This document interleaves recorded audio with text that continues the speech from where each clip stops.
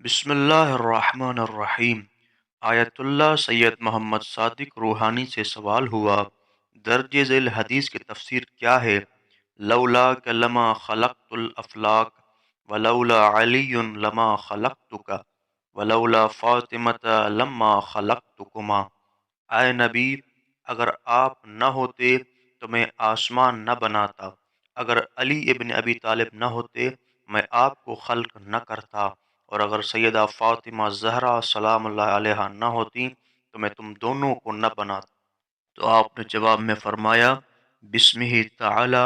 شیعہ علماء اس بات پر متفق ہیں، اور بہت سے اہل سنت علماء بھی یہی کہتے ہیں کہ جناب صدیقہ طاہرہ سلام اللہ علیہا کا اصلی مادہ اس دنیا سے نہیں بنا، بلکہ وہ جنت کے ایک بہترین درخت کا پھل تھا۔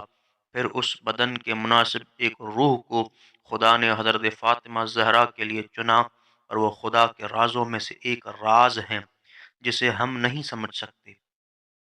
اس بارے میں ہم تھوڑی بہت رہنمائی ان اخبار سے لیتے ہیں کہ جن میں بیان ہے کہ ان کی روح خدا کے نور عظمت سے، جیسا کہ کتاب معانی الاخبار میں امام جعفر صادق علیہ السلام نے اپنے نانا رسول خدا صلی اللہ علیہ وآلہ وسلم سے روایت کی ہے کہ رسول اللہ نے فرمایا، حضرت فاطمہ زہرا سلام اللہ علیہا کا نور زمین و آسمان کی تخلیق سے پہلے خلق ہوا۔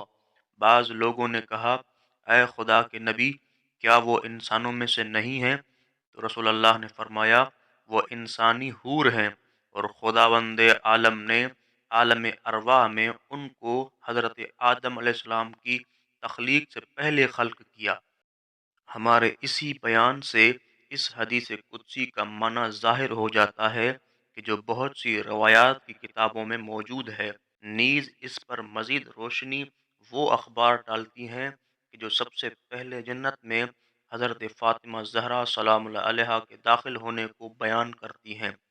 روایات میں آیا ہے کہ جب حضرت فاطمہ زہرا سلام اللہ علیہا جنت میں داخل ہوں گی تو حضرت آدم علیہ السلام اور تمام انبیاء حتیٰ کہ رسول اللہ بھی بی بی پاک کی زیارت کے لیے آئیں گے، اور یہ بھی واضح ہے کہ لوگوں کا حساب پورا ہونے کے بعد سب سے پہلے حضرت محمد صلی اللہ علیہ وآلہ وسلم جنت میں جائیں گے، اور ان کے آگے آگے صرف بی بی فاطمہ الزہرا سلام اللہ علیہا کی سواری ہوگی۔